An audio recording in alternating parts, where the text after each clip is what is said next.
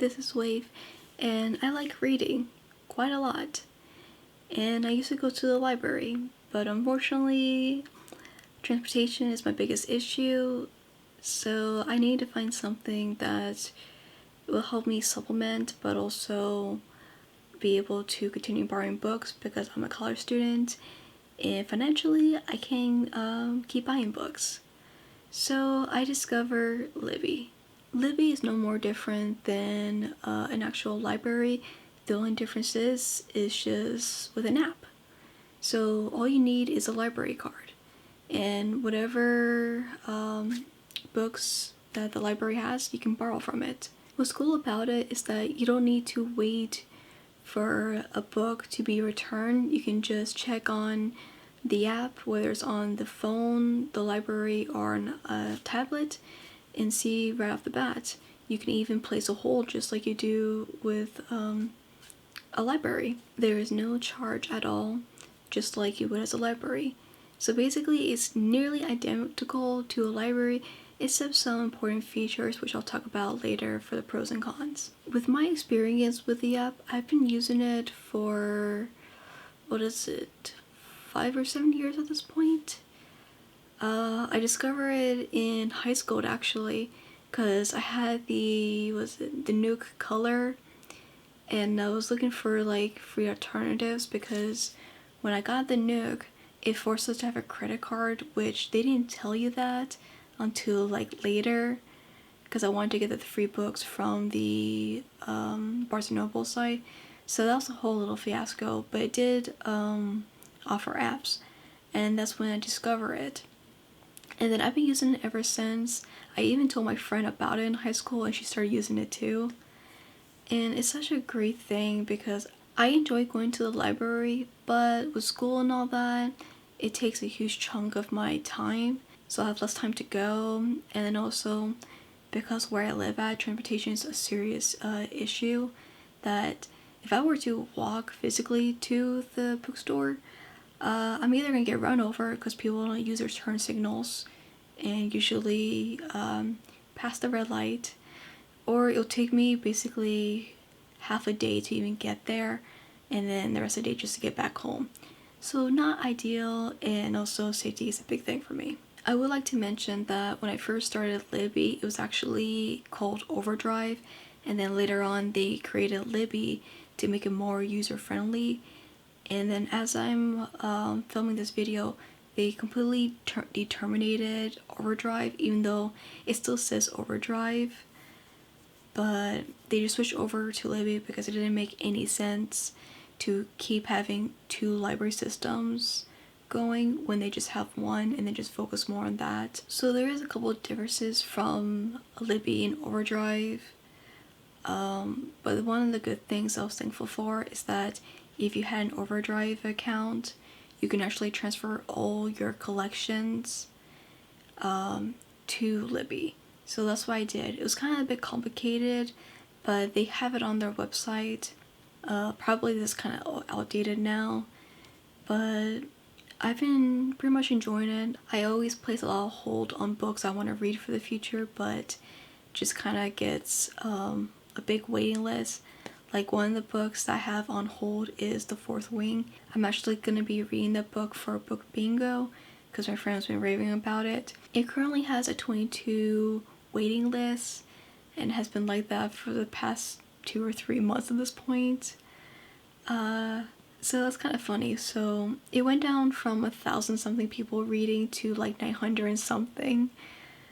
It's pretty crazy, but that's how popular that book is. Another thing about it is that I can read it on the go. Audiobooks as well. I've been doing that quite a lot actually because I got into audiobooks. I mainly use audiobooks to do mundane tasks like doing the laundry, clean the dishes, you know, that type of thing.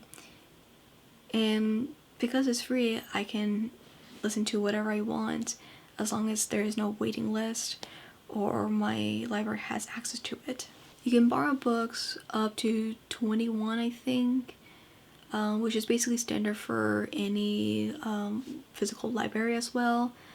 The usual 14 to 21 days borrow time. You can actually change it if you want to have like 21 days of the book, or just 14 days, or even like 7 days. So that's pretty cool, because usually for a public library it's only like 14 days, but you can ask for extension if there is no wait hold. And you can actually do renew the book if your hitting was like 5 days left. Granted, there's no waiting list for anybody, and it will indicate whether you can renew it or not. And if you want to renew it and there is people waiting, it'll just say that's like you can renew it, but once these people are done. So that's pretty cool, and I like the flexibility that you can read it on the go. So if I was reading on the tablet, like for instance right here, I do enjoy that you can read it on multiple platforms, like a phone or a tablet right here. So basically what I would do is read on the tablet at times before I go to bed or the morning, and then if I was off to do an errand, I could read in the car, passenger seat of course, or if I'm listening to an audio, just put that on while I'm driving and just continue back and forth because it automatically syncs. So it's pretty nice. You never have to wonder what place you're at and all that. You can also highlight in this, which for library books you can't do that obviously.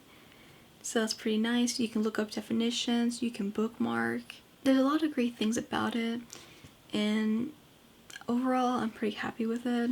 Now that I told you my experience of using the app, I'll now break down the pros of this. You have easy access to books, both digitally and audiobook.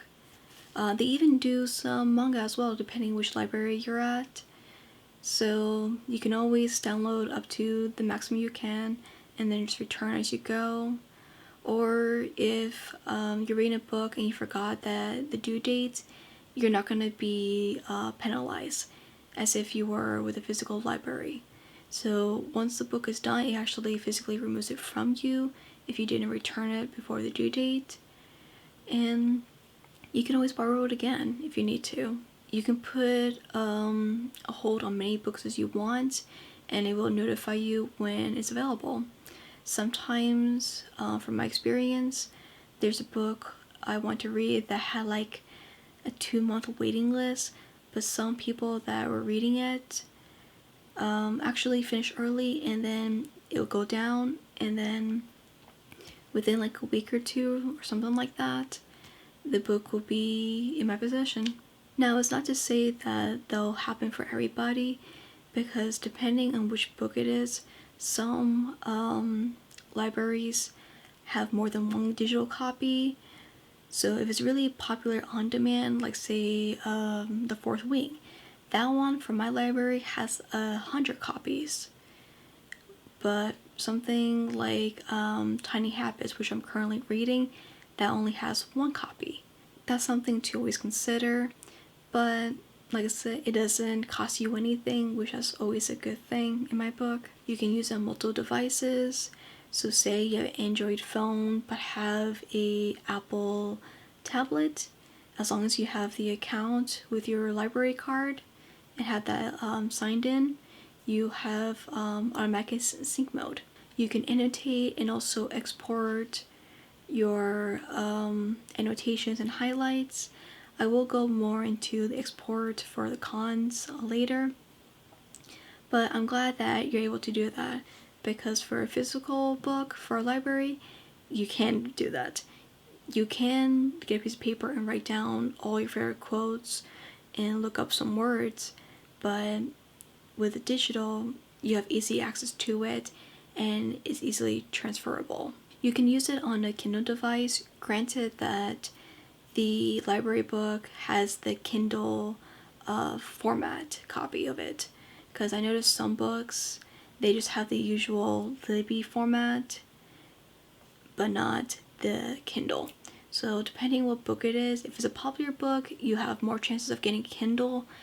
If it's not something popular, then it's not gonna happen. You can request, but I'm not sure if the library will accept it or not, but it doesn't hurt to ask.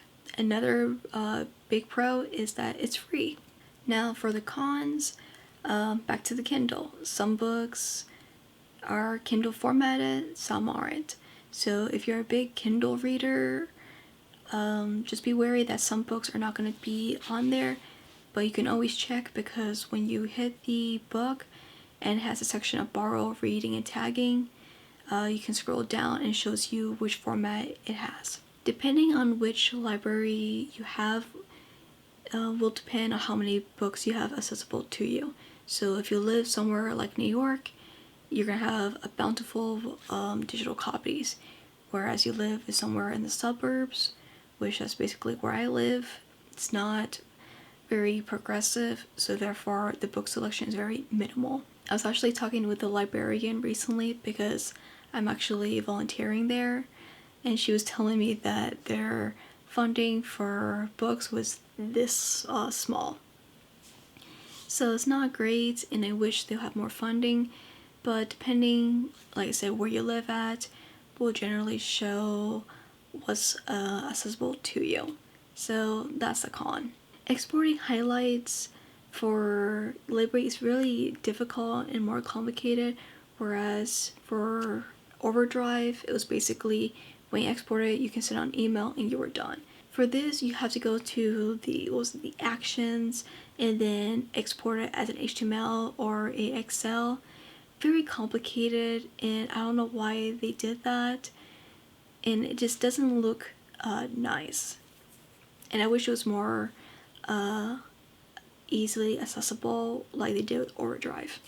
So I hope they do change that in a future update, because that would be so helpful. Another thing for a con is that for the Kindle device itself, Libby, you have access to it, but it doesn't actually have an actual app like the Kobo reader does.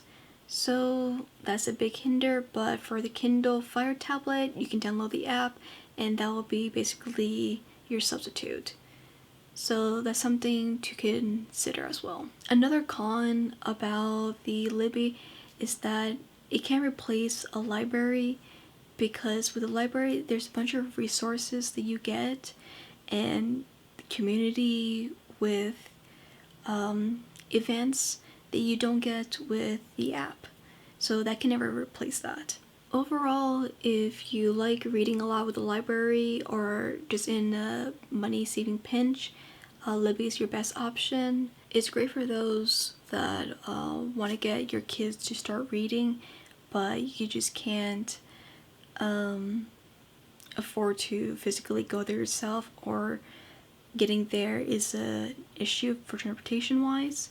Libby is great for basically anybody who enjoys reading, whether they want to save money or just want to crack down on their reading list for the year.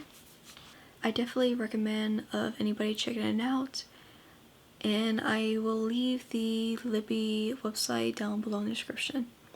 In the meantime, take care of yourselves, and I'll see you guys in the next video. Bye!